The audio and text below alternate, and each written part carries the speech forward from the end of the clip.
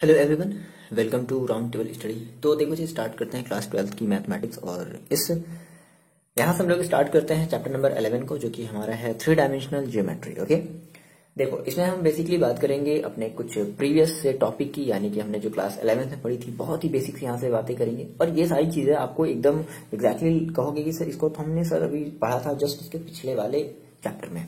हाँ, वहां पर देखो कहने का सीन क्या है कि ये जो हमारा ये जो यूनिट है ना, जिसमें हमारी 3 डायमेंशनल ज्योमेट्री और वेक्टर अलजेब्रा आता है, तो इसमें बेसिकली ये हमारे दो टॉपिक है और इन दोनों से मिलाकर के आपको बेसिकली 14 मार्क्स के क्वेश्चन आएंगे। इसमें से ज्यादा देखो आपका ज्यादा क्वेश्चन बनेगा। अब इस चैप्टर को पढ़ने का जो तरीका है, हम सबसे पहले हम इसकी थोड़ी सी बेसिक सी चीजों के बारे में हम थोड़ा सा डिस्कस कर लेते हैं। देखो इस चैप्टर में क्या बच्चे, फॉर्मूले बहुत ज्यादा है, बहुत ज्यादा फॉर्मूले, कम से कम 35 से ज्यादा फॉर्मूले ही हैं, 35 से ज्यादा, मेरी बात सुनो।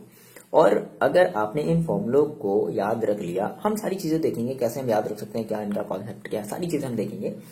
तो ट्रस्ट करो बच्चे, आप इनके सारे के सारे क्वेश्चन लगा सकते हो, है ना। एक भी आप क्वेश्चन इसको नहीं स्किप करोगे, आप सारे के सारे क्वेश्चन लगा सकते हो। बस कंडीशन क्या है, शर्त क्या है कि आपको फॉर्मूले पहले देखो याद करने पड़ेंगे। बिना फॉर्मूले का 3 डायमेंशनल ज्योमेट्री तो एकदम भूल ही जाओ, मतलब कि अच्छा ऐसे भी नाम की कोई चीज भी होती है।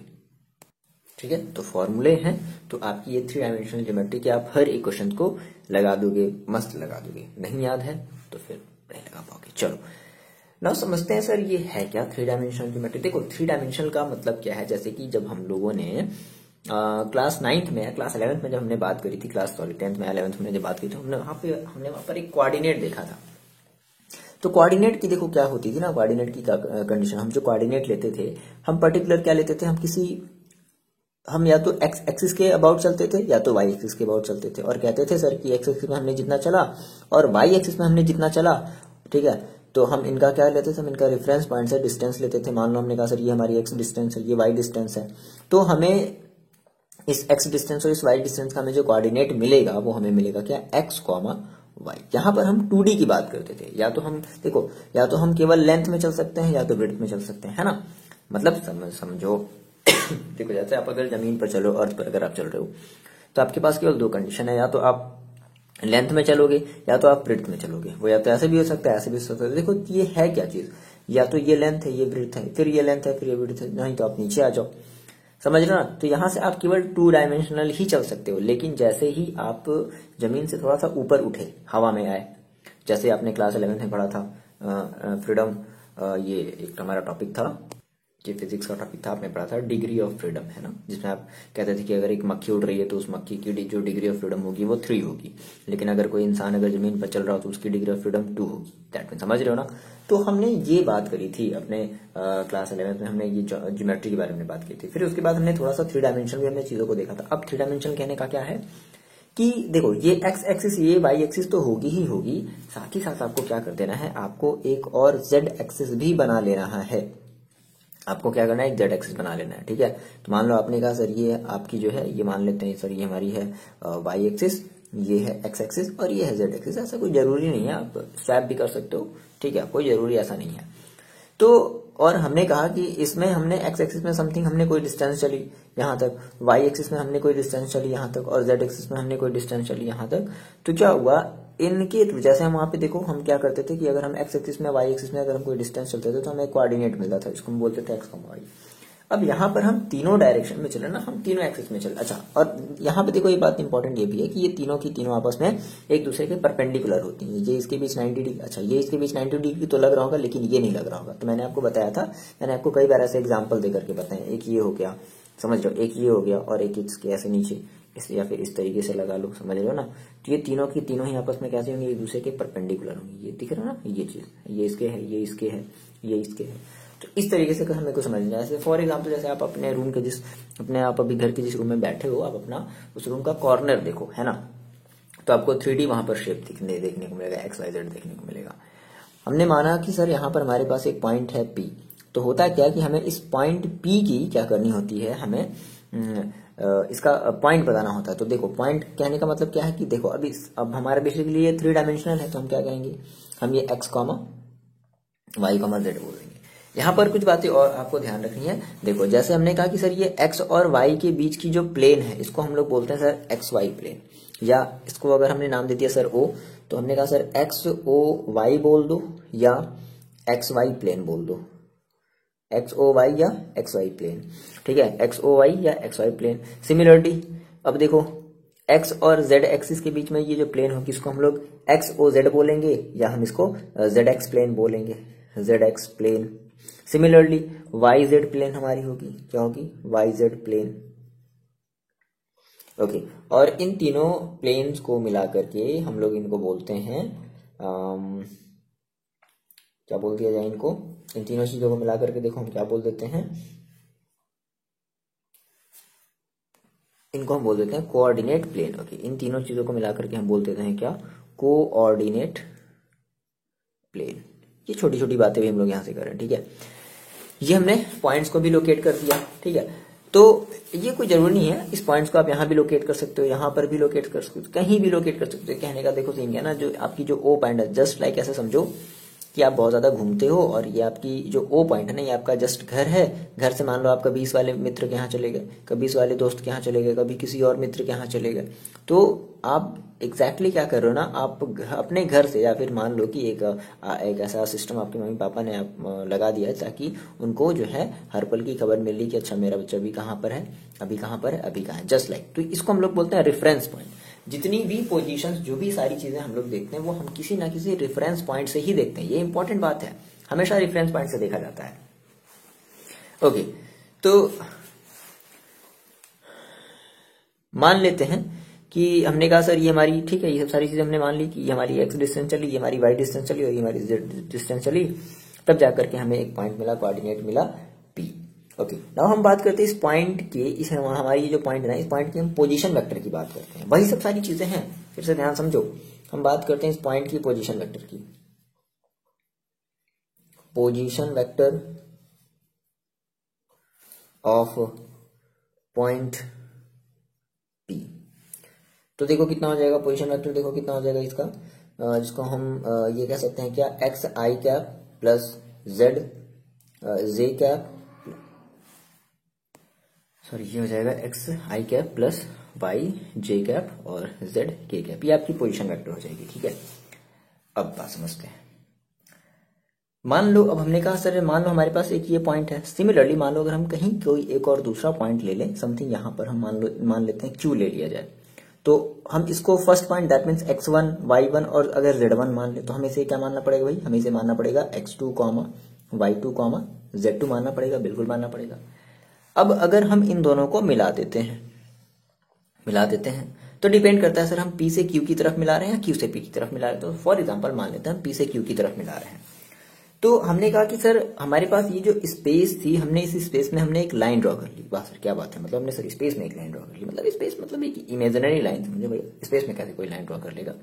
एक बात करते हैं, आप जहां से जहां तक गए तो आपने क्या किया, आपने उनके बीच में एक लाइन, देखो वही पुरानी चीज है, बस अब करने का हम लोग थोड़ा सा तरीका चेंज करेंगे। देखो पुराने वाले तरीके से अगर हम बात करें कि इस चीज को अगर हम पुराने वाले तरीके से कैसे करते थे, तो हम ये कहते थे सर पहले आप क्या करो कि पहले आप इस ओपी की पोजीशन निकालो, जो कि आपने निकाल ली है। तो ओपी देखो हम दो तरीका बताएंगे, ठीक है। ओपी की हम यहाँ पे पोजीशन बताएंगे, फिर सिमिलरली हम ओक्यू की पोजीशन बताएंगे, जिस तरीके से पुराने वाले तरीके से करते थे। और आपको अगर पीक्यू अगर निकालना है, क्या निकालना भाई, पीक्यू, तो उसके लिए फिर हम इन दोनों को आपस में सबट्रैक्ट कर देते। अब एक डायरेक्ट तरीका देखो यहाँ पर क्या हो गया कि अगर आपको पीक्यू निकालना है या फिर इस पीक्यू के बीच की लेंथ निकालनी है, सर लेंथ निकालनी है, तो लेंथ तो हमारी अब दैट मीन्स हमें कि इस पीक्यू का मैग्नीट्यूड निकालना पड़ेगा। तो अगर आप डायरेक्टली अगर आप बात करो कि सर अगर हम बात करें कि डिस्टेंस बिटवीन 2 पॉइंट्स है ना, distance between 2 points in space, तो ये कितना हो जाएगा बच्चे, देखो ये कितना हो जाएगा, distance between 2 point in space. तो डायरेक्टली अगर हम बात करते हैं पीक्यू इक्वल टू, देखो क्या हो जाएगा, अंडर रूट, क्या हो जाएगा, अगर आप पीक्यू ले रहे हो तो क्या करोगे, x2 माइनस x1 का whole square plus y2 minus y1 का whole square plus z2 minus z1 का होल स्क्वायर। ये आपकी पीक्यू होगी। देखो ये चीज आप डायरेक्टली अगर याद रख सकते हो तो अच्छी बात है। आपने कहा अगर आपको यहाँ से अगर कोई कंफ्यूजन नहीं है तो आप वीडियो को स्किप करो। अगर आपने कहा कि नहीं सर मेरे को ये बात समझ में नहीं आई, आपने सर ये कैसे कर दिया, देखो वही सेम चीजें हैं।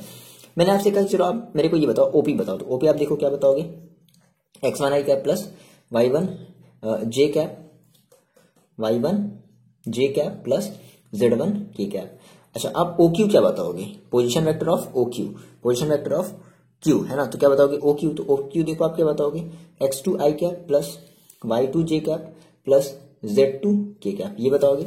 सिमिलरली अगर हम बोले आपसे कि चलो फिर आप PQ बता दो, तो PQ इज इक्वल टू आप क्या लिखते हो, आप लिखते हो final minus initial, OQ minus OP, बोलो OQ देखो OQ माइनस OP करोगे तो OQ में देखो क्या है, आई दोनों कॉमन है और यहां से क्या आपके पास हो जाएगा एक साथ, हो जाएगा x2 माइनस x1 और i क्या, बोलो ये बात समझ में आई। फिर प्लस देखो फिर इन दोनों को हम आपस में सब्ट्रैक्ट कर रहे हैं ना भाई, सब्ट्रैक्ट करना, तो जब सब्ट्रैक्ट करोगे तो भाई आपको OQ ऊपर रखना पड़ेगा, OP नीचे रखना पड़ेगा, समझ लो ना, OQ आपको ऊपर रखना पड़ेगा, OP माइनस में रखना पड़ेगा। तो यहां से देखो J हम कॉमन ले रहे हैं तो क्या बचेगा, देखो y2 minus y1 j cap और फिर प्लस यहां से हम k कॉमन ले रहे हैं तो z2 minus z1 i j k cap. Okay तो ये हमारी लिखी। अब देखो अब इसी का आप क्या लेते थे, मॉड लेते थे, आप इसी का आप क्या लेते थे, मॉड लेते थे ना।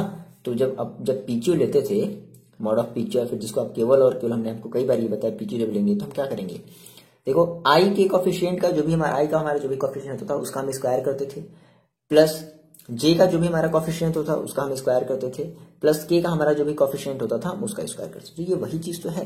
तो इतनी चीजें आप डायरेक्टली ना करके आप इतनी चीज भी डायरेक्टली कर सकते हो, है ना। अब यहां से आप ये क्वेश्चन रियलाइज करते हो सर ये कहां से आया, क्लियर है ये बात, बताओ ये बात आपको समझ में आ गई, चलो ये चीज क्लियर है, ठीक है। अच्छा नाउ कुछ और हम लोग बेसिक से कुछ और हम लोग पॉइंट्स देखते हैं इनसे रिलेटेड। देखो नाउ बात करते हैं डायरेक्शन कोसाइन की, जो कि आप पहले भी पढ़ चुके हो। डायरेक्शन कोसाइन की बात करते हैं। कहने का सीन क्या है कि कोई भी आपके पास अगर एक लाइन होगी तो उस लाइन का आपको क्या निकालना पड़ेगा, डायरेक्शन कोसाइन निकालना पड़ेगा।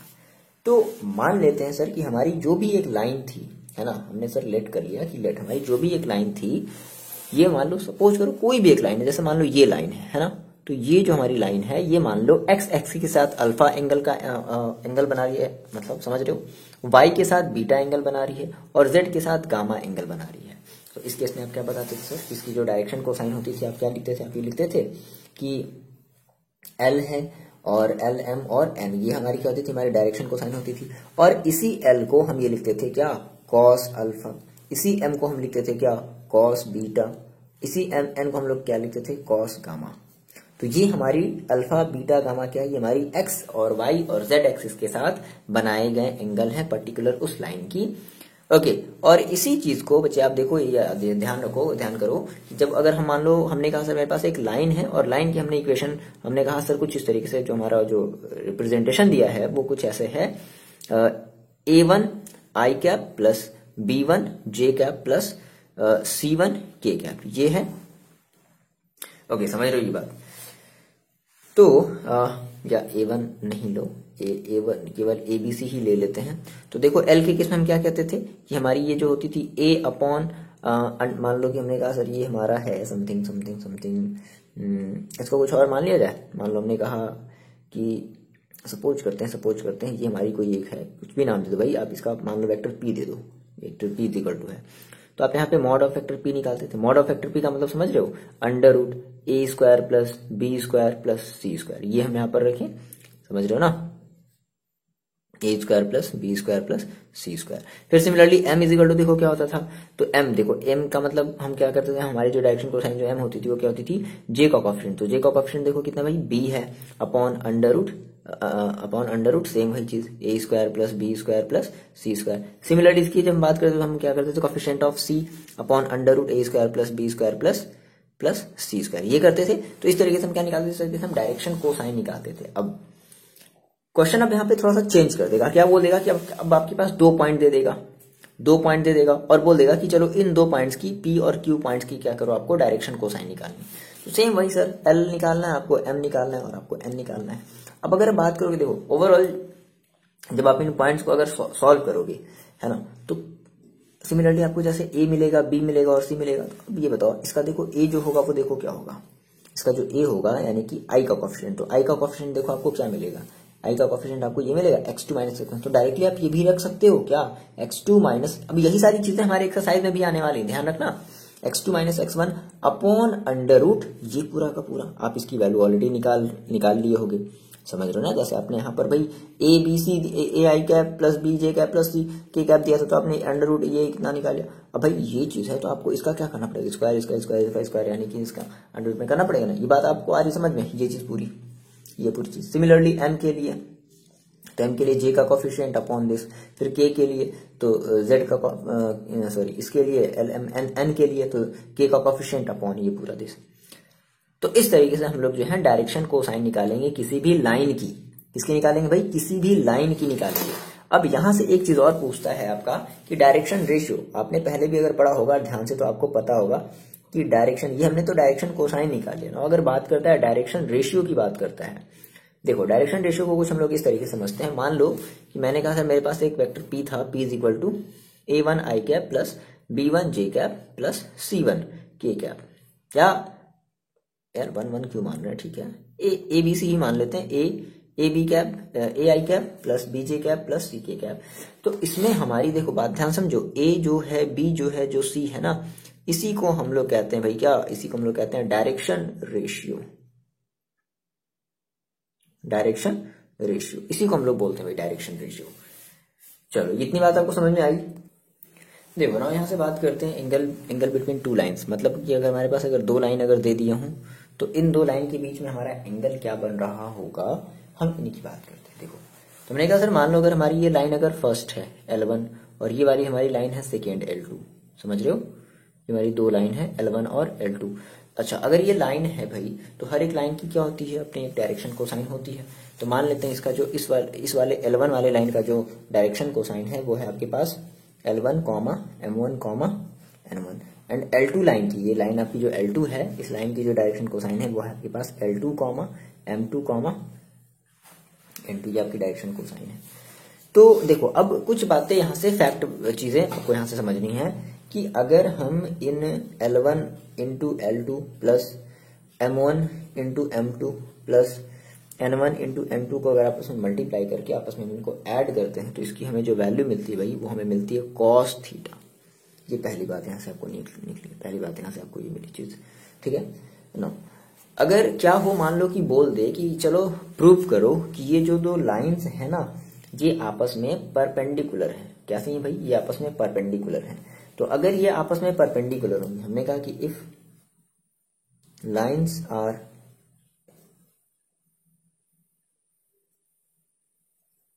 परपेंडिकुलर, तो देखो इस केस में क्या हो जाएगा, सिंपल कुछ नहीं, ये जो L1 L2 है प्लस M1 M2 है प्लस M1 M2 है प्लस N1 N2, इसकी जो वैल्यू आ जाएगी ना वो आ जाएगी 0। तो अगर 0 आती है, इन सभी को ऐड करने पर अगर इसकी वैल्यू अगर 0 आ जाती तो हम कहेंगे हाँ भाई ये दोनों हमारी जो लाइन है वो आपस में एक दूसरे के कैसे हैं, परपेंडिकुलर हैं। ये बात समझ में आई ना। नेक्स्ट मोस्ट इंपॉर्टेंट चीज ये कह रहा है कि अगर हमें इन दो लाइंस को अगर पैरेलल प्रूव करना हो, if lines L1 and L2 क्या बता दिया जाए कि L1 एंड L2 आपस में कैसे आर पैरेलल हैं। तो देखो इस केस में देखो क्या होगा, इस केस में हमें जो L1 L2 की जो वैल्यू मिलेगी, M1 M2 की जो वैल्यू मिलेगी और N1 अपॉन N2 की जो वैल्यू मिलेगी, मतलब अपॉन में अगर हम बात करें तो उनका जो रेशियो होगा वो आपस में एक दूसरे के इक्वल होगा। दैट मीन्स हम ये कह देंगे क्या कि L1 upon L2 is equal to M1 upon M2 is equal to N1 upon N2। ये हमारी होगी पैरेलल होने की कंडीशन। देखो जनाब बात करते हैं एग्जांपल्स की, ठीक है, हमारे जो एक्सरसाइज 11.1 की पहले की जो एग्जांपल्स है ना, यानी कि इसमें देखो बात कर रहे हैं क्वेश्चन में, एग्जांपल में फर्स्ट की बात कर रहे हैं। बहुत ही इजी सा क्वेश्चन है यार, देखो बहुत आसान है। देखो क्या करना है, कह रहा है कि if a line makes an angle 90 degree 60 degree and 30 degree with the positive direction of x y and z axis, मतलब कि हमने जो भी लाइन ड्रॉ करी है ना अपने इस कार्टेशियन सिस्टम में, ठीक है, तो ये जो लाइन है ये हमारे समथिंग एक्स एक्सिस से किसी एंगल पर बेंड होगा, वाई एक्सिस से किसी एंगल पर बेंड है और जेड एक्सिस से भी किसी एंगल पर बेंड है, तो ये वही चीज दे दिया गया है, समझ लो। देखो तो ये दिया है ना आपका एक्स एक्सिस से जो है वो देखो कितना एंगल बना रहा है, 90 डिग्री का एंगल बना रहा है। तो दैट मीन्स आप क्या बोलोगे कि आपका क्या दे दिया, ये आपका दे दिया अल्फा। सिमिलरली वाई एक्सिस से जो लाइन हमारी को देखो कितने डिग्री पर बेंड है, 60 डिग्री पर बेंड है, दैट मीन्स ये आपका दे दिया बीटा। और जेड एक्सिस पर, जेड एक्सिस की हम अगर हम बात करें तो जेड एक्सिस ये कितने एंगल का, कितने डिग्री का एंगल बना रहा है, 30 डिग्री का एंगल बना रहा है, दैट मीन्स ये आपका दे दिया गामा। पूछ क्या रहा है भाई, कह रहा है कि फाइंड इट्स डायरेक्शन कोसाइन। देखो डायरेक्शन कोसाइन निकालना, तो डायरेक्शन कोसाइन का मतलब आप क्या जानते हो, आप जानते हो तो सर रिलेट कर लेते हैं कि डायरेक्शन कोसाइन जो हमारी है वो एल, एम एंड एन है। तो एल की वैल्यू आप जानते हो क्या, कॉस अल्फा, एम की वैल्यू जानते हो क्या, कॉस बीटा, और एन की वैल्यू जानते हो क्या, कॉस गामा। चलो रख देते हैं cos alpha, that means cos 90, और कॉस 90 की वैल्यू आपकी कितनी हो जाएगी, 0। सिमिलरली कॉस बीटा यानी कि हमें कितना रखना है, हमें रखना है कॉस 60, तो कॉस 60 की वैल्यू आपको पता है कितनी होती है, 1/2। सिमिलरली कॉस गामा, देखो कॉस गामा की वैल्यू कितनी रखनी है, 30, सो कॉस 30, और कॉस 30 की वैल्यू होती है कितनी भाई, √3/2।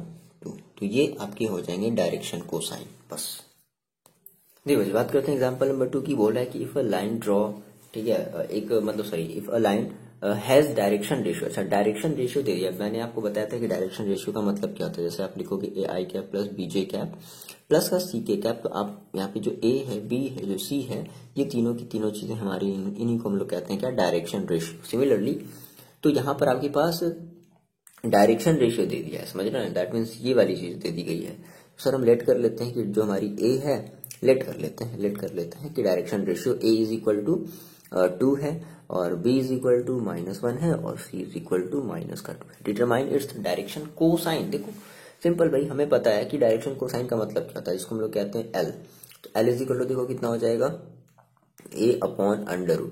अच्छा अब मेरे को ये बताओ कि जब हम अंडर रूट में लेते थे तो हम क्या लेते थे, हम इसी डायरेक्शन रेशियो के स्क्वायर को सम करते थे, that means a² plus b² plus c², तो करते थे ना। चलो रख दो, ए की वैल्यू कितनी रखनी है आपको, 2/√, a² दैट मीन्स 2 का square plus b² that means -1 का square plus c² that means -2 का स्क्वायर। इसको सॉल्व कर लिया, 2/√, ये देखो कितना आ जाएगा, ये मेरे पास हो जाएगा 4 +1 5 और 9, ठीक है, मतलब 34। तो ये टोटल हो जाएगा आपके पास ओवरऑल 9, और 9 को हम रूट से बाहर निकाल सकते हैं, दैट मीन्स कितना आएगा आपके पास, 3 आएगा। यानी कि हम ये समझ लो ऐसे कि इसकी वैल्यू आपको रखनी है √9, दैट मीन्स 3। चलो सिमिलरली अब आप निकालोगे क्या, एम इज इक्वल टू देखो कितना हो जाएगा, b/√9 कर सकते हैं डायरेक्टली, b/√9। अब b की वैल्यू देखो क्या है, -1, दैट मीन्स -1/√9, दैट मीन्स -1/, ये कर सकते हैं। सिमिलरली एन निकाल लिया जाए, एन इज इक्वल टू कितना हो जाएगा, c/√9। तो c की वैल्यू देखो कितनी है, -2, दैट मीन्स -2/3। तो ये आपकी आ गई क्या, डायरेक्शन कोसाइन आ गई, अपने ये डायरेक्शन कोसाइन निकाला, बस यही कर लिया। हेंस लिख देना है कि hence direction cosine of the line is equal to this हो गया। देखो जी, जो एग्जांपल नंबर जो 3 है वो ये बोल रहा है कि find the direction cosine of the line passing through the point, passing through the 2 points. Okay देखो अब 2 पॉइंट्स दे दिया, सेम वही, कोई डरने वाली बात नहीं। जैसे 2 पॉइंट्स का आप पहले भी डील कर चुके, जैसे आप कहते थे ना x1 y1 z1, फिर नीचे x2 y2 z2, इस तरीके से आप करते थे, तो सेम इसको भी आप वैसे ही सॉल्व करोगे, समझ रहे? तो देखो सबसे पहले हम जो है ना इस 2 लाइन्स को लिख लें। 2 लाइन्स हमारे देखो क्या क्या दिए गए हैं, 2 lines. Okay find the direction cosine of the line passing. अच्छा line passing through the 2 points. Okay ठीक है, तो 2 पॉइंट्स हमारे दिए गए हैं, 2 लाइन्स नहीं, हमारे 2 पॉइंट्स दिए गए हैं। 2 पॉइंट्स इज इक्वल टू देखो कितने हैं, तो हमारा जो फर्स्ट पॉइंट है वो है -2, 4, -5, एंड हमारा जो सेकेंड पॉइंट है वो है 1, 2, 3। तो इन दोनों को मिलाएंगे, ऑब्वियसली बात है भाई, अगर हम इन दोनों को मिलाएंगे, इस लाइन को अगर हम मिलाएंगे तो हमें क्या मिलेगा, हमें एक, सॉरी इस पॉइंट्स को अगर हम मिलाएंगे तो हमें एक लाइन मिलेगी। चलो तो कह रहा है कि उसी लाइन का हमें क्या करना है, डायरेक्शन कोसाइंस निकालना है, ठीक है। तो सबसे पहले तो देखो ये जस्ट लाइक वैसे ही है, तो हमने कहा कि जो डायरेक्शन कोसाइन यानी कि आपको इसका LMN निकालना है, तो LMN निकालना है, दैट मीन्स आपने कहा कि लेट कर लेते हैं, डायरेक्टली देखो करते हैं, लेट डायरेक्शन कोसाइन, दो तरीके हैं आपके पास। डायरेक्टली अगर करना चाहते हो तो डायरेक्टली करो, डायरेक्शन कोसाइन। लॉन्ग नंबर क्या बड़े नंबर क्या, तो फिर आपको दिखाना पड़ेगा, ये आपका इसका रेफरेंस पॉइंट लेना पड़ेगा, इसका जो है पोजीशन वेक्टर लेना पड़ेगा। इससे ज्यादा ये चीजें करनी पड़ेगी, बट बहुत ज्यादा ये बड़े नहीं, 1 मार्क्स का ही आता है। ऐसे क्वेश्चन हमेशा 1 मार्क्स के आता है। और डायरेक्टली फॉर्मूले पर देखो कैसे करेंगे। हमने कहा sir l is equal to क्या कर दिया जाए, देखो ये आपका, अच्छा ये बताओ, ये आपका x1 y1 और ये z1 है, ये आपकी x2 y2 z2 है, बिल्कुल है। तो क्या करेंगे, देखो l is equal to x2 minus x1 upon under root x2 minus x1 का whole square plus y2 minus y1 का whole square plus z2 minus z1 का होल स्क्वायर। बोलो ये बात समझ में आई नहीं आई? बोलो, इतनी बात आपको समझ में आ रही है ना? कैसे देखो हो गया। देखो x2 माइनस x1, देखो कहने का सीन क्या है कि जब आप इसको जब बनाओगे, आप इसको मानोगे, ये आपकी मान लो आप यहाँ से OP पहले मान लो दोगे, या फिर आपने कहा सर OA पहले हम देते हैं, OA है ना, तो A इज इक्वल टू ये सारी चीज लिखोगे, फिर देखो क्या लिखोगे, फिर लिखोगे OB इज इक्वल टू ये सारी चीज लिखोगे, फिर आप निकालोगे AB। तो AB जब आप निकालोगे भाई, तो देखो आप इसको, इन दोनों को एक दूसरे क्या करोगे, सबट्रैक्ट करोगे, यानी कि पहले रखोगे OB फिर माइनस OA, तो सबट्रैक्ट करोगे ना, दैट मीन्स जो x2 वाला जो टर्म है इसके साथ जब आप I कैप लोगे, J कैप लोगे, K कैप लोगे, तो I कैप वाले को यानी कि इस वाले को इसके साथ क्या करोगे, सबट्रैक्ट करोगे। वही तो बात होगी ना, आप इमेजिन कर पा रहे हो? तो सेम देखो वही चीज आया क्या, x2 minus x1 upon this. बस हमने उसी चीज को अब एक बार हम ऐसे सॉल्व करते हैं, फिर यहाँ पर ऐसे डायरेक्टली लिख लेते हैं, जो भी आता वो क्या आता, वो यही तो आता ना, x2 minus x1 upon this. समझिए ये क्या है, आपकी उस पर्टिकुलर वेक्टर की जो भी आपकी आई होती है उसका हम मॉड निकाल रहे हैं। तो बस यही चीज है, इसको चीज को आप डायरेक्टली भी सॉल्व कर सकते हो। x2 माइनस x1, देखो x2 कितना है 1 माइनस x1, माइनस माइनस देखो कितना हो जाएगा 2, मतलब प्लस हो जाएगा, अपॉन इसको थोड़ा सा सॉल्व करना पड़ेगा भाई। हाँ x2 माइनस x1 यानी कि x2 देखो कितना है 1 और माइनस x1 का मतलब क्या है कि प्लस 2 का होल स्क्वायर, फिर plus y2 minus y1 2 minus 4 का whole square plus z2 minus z1 देखो कितना है 3 माइनस माइनस प्लस 5 का होल स्क्वायर, ये हो जाएगा। तो देखो फाइनली देखो हमें कितना मिला, हमें मिला 3 अपॉन अंडर रूट 1 प्लस 2 यानी कि 3 का स्क्वायर दैट मीन्स 9, फिर देखो plus 2 minus 4 that means minus 2 का स्क्वायर, माइनस 2 का square that means 4 plus 3 plus 5 that means 8 64, ये आएगा। चलो इसको हम लोग सॉल्व कर लेते हैं। तो ये देखो कितना हो जाएगा हमारे पास,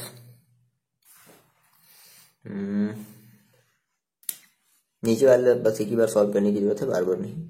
तो 3 अपॉन अंडर रूट, ये देखो कितना आ जाएगा 64 और 4 8 हो गया, और 8 68 और प्लस का 9 68 और प्लस का 9 हो जाएगा आपका 77 ओके 77, ठीक है।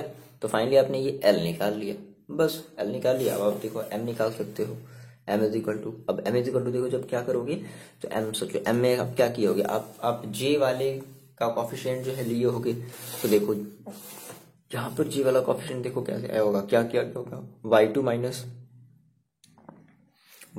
y1 किया गया होगा, है ना।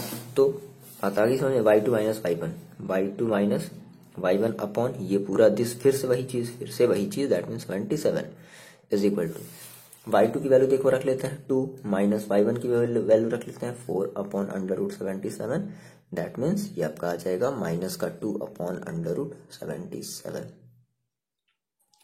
ये आपका दूसरा आंसर हुआ, ठीक है।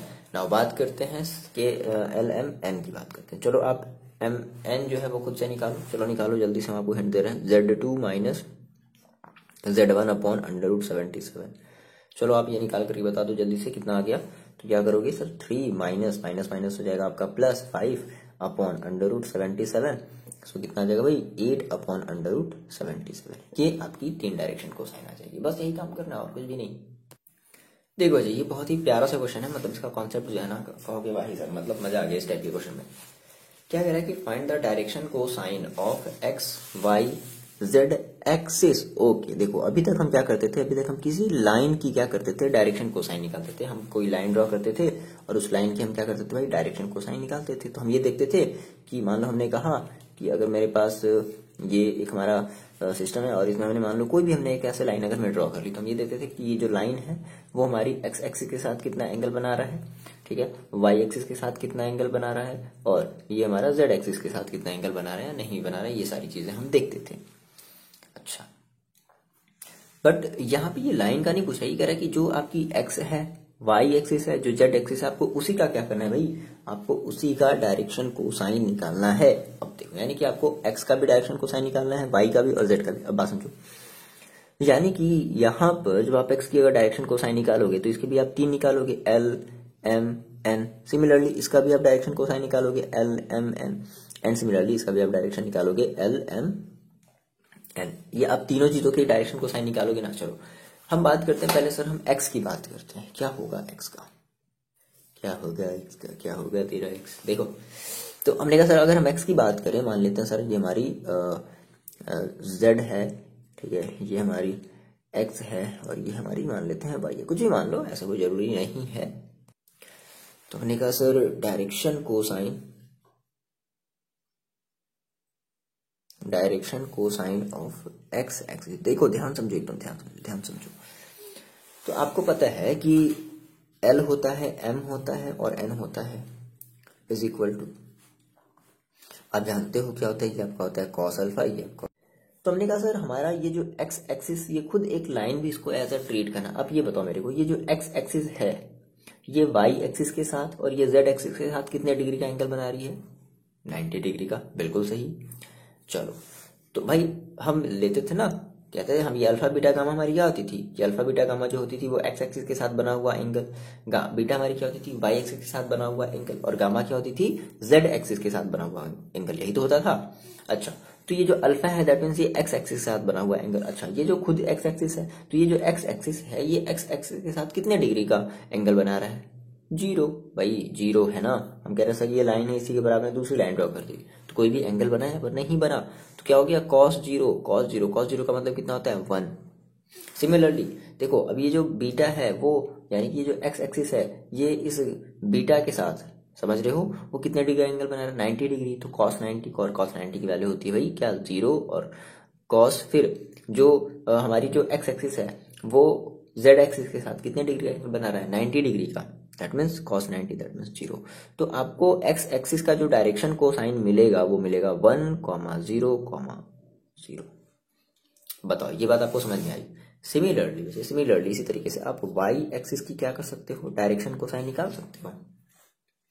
तो क्या कहोगे सर, अब देखो वाई एक्सिस जो है वो एक्स एक्सिस के साथ कितने डिग्री का एंगल बना रहा है, 90 डिग्री का, दैट मीन्स 0, फिर जो वाई एक्सिस है वो वाई एक्सिस के साथ खुद से कितने डिग्री का एंगल बना रहा है, कुछ नहीं, 0। तो cos 0 का मतलब 1, और फिर जो वाई एक्सिस है वो जेड एक्सिस के साथ कितने डिग्री का एंगल बना रहा है, 90। तो cos 90 का मतलब होता है 0, यानी कि 0, 1, 0। इसके लिए ये हमारी जो डायरेक्शन कोसाइन है ये वो कौन सी एक्सिस के लिए आई, ये हमारी आई वाई एक्सिस के लिए डायरेक्शन कोसाइन है, ये समझ रहे हो। सिमिलरली हम बात करते हैं direction cosine of Z axis. देखो, तो आपने कहा सर देखो z जो है वो x के साथ कितने का बना रहा है, 90 डिग्री, दैट मीन्स 0। z जो है वो y के साथ कितने का बना रहा है, 90 डिग्री, दैट मीन्स 0। और z जो है वो खुद z के साथ कितने डिग्री का एंगल बना रहा है, 0 डिग्री, दैट मीन्स cos 0। और cos 0 की वैल्यू कितनी हो जाएगी आपकी, 1। तो ये आपके 3 डायरेक्शन कोसाइन आपने तीनों एक्सिस के आपने निकाल लिए हैं। देखो जी, ये है आपका एग्जाम्पल नंबर 5। कह रहा है कि कुछ पॉइंट्स हैं आपके पास और इन पॉइंट्स को आपको कोलिनियर दिखाना है। क्या दिखाना है भाई, कोलिनियर। देखो बहुत ही इजी तरीका है इसका करने का। ये क्वेश्चन आपको आपके एक्सरसाइज में भी देखने को मिलेंगे ऐसे क्वेश्चन।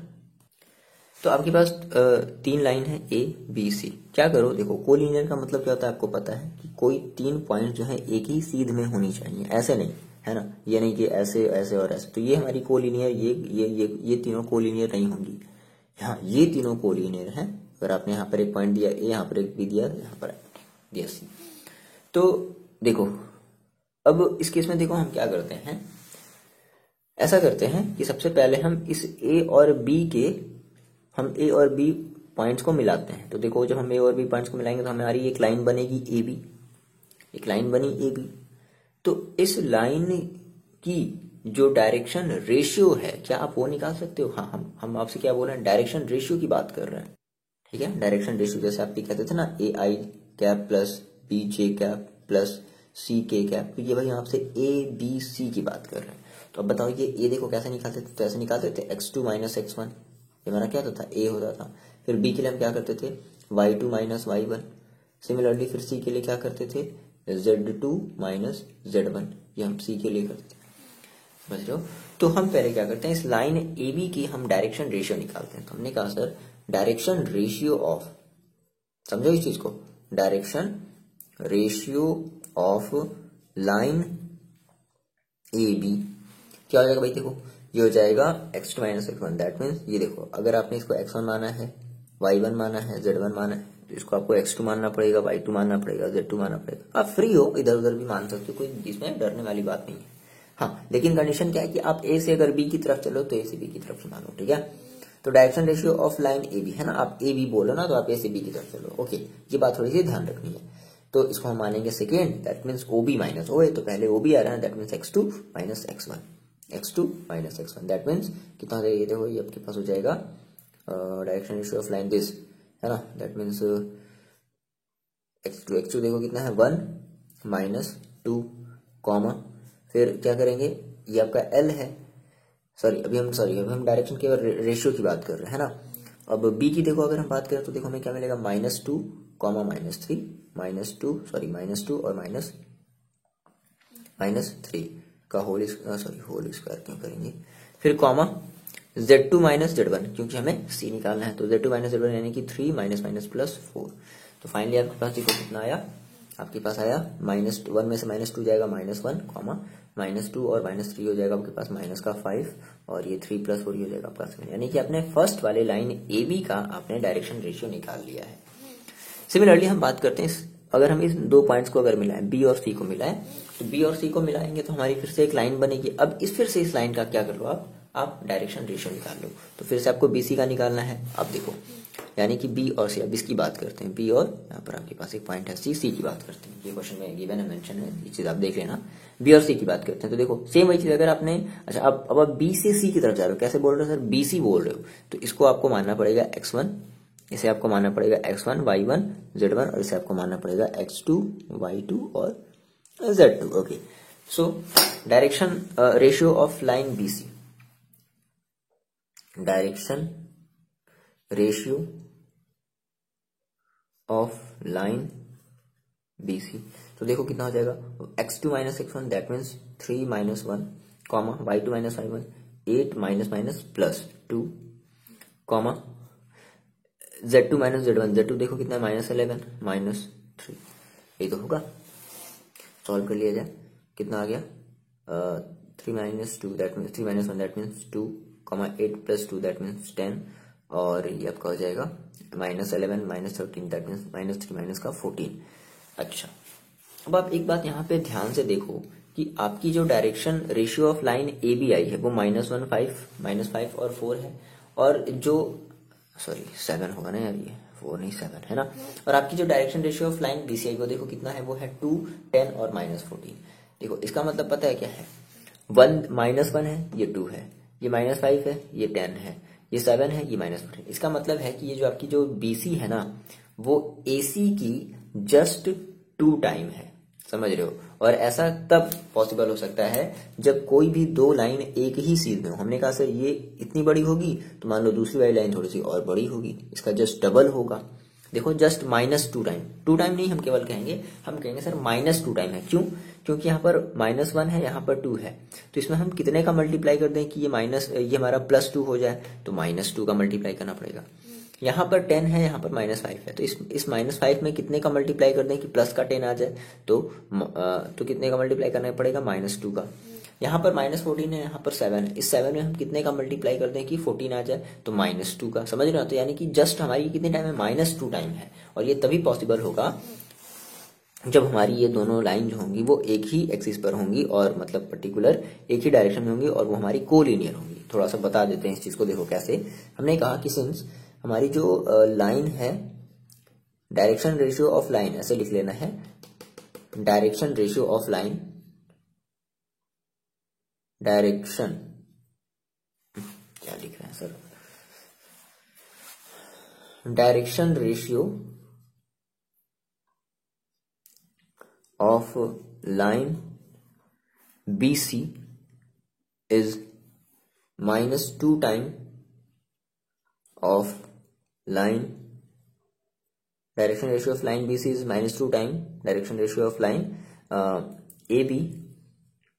तो ये ऐसा कब होगा, मतलब हम कहने का क्या सीन है कि जस्ट 2 टाइम है, यानी कि ऐसा समझो कि एक लाइन हमने ऐसे ड्रॉ करी है तो एक लाइन हमने जस्ट एकदम इसका डबल ड्रॉ कर दिया, यानी कि आपस में पैरेलल होंगे, लेकिन पैरेलल तो होंगे, लेकिन देखो अब जो बी पॉइंट है वो दोनों का जो बी पॉइंट है वो क्या है, कॉमन है। तो अगर बी पॉइंट कॉमन है भाई, अगर बी पॉइंट कॉमन है तो ये लाइन यहां पर ना होकर के यहां पर गया, यहां पर बना होगा। सो हम कह सकते हैं कि हमारी जो पॉइंट्स है ए बी सी आपस में कैसी पॉइंट्स है, एक कोलिनियर पॉइंट। बस यही एक्सप्लेनेशन आपको एक्सप्लेन करना है और कुछ भी नहीं। आ रही बात आपको समझ में? तो हमने जो है एग्जांपल्स कर लिए ना, हम नेक्स्ट वीडियो में बात करेंगे अपने एक्सरसाइज 11.1 की। पढ़ाई करते रहो और अपना ख्याल रखो।